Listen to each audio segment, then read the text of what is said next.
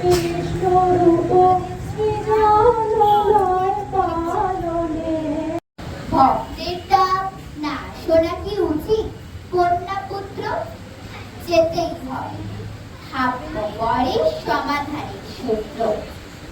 না বলিলে এসেছি তা বলিলে জন্য, না বলিলে তাই তো এবার কেউ ঢোকেনি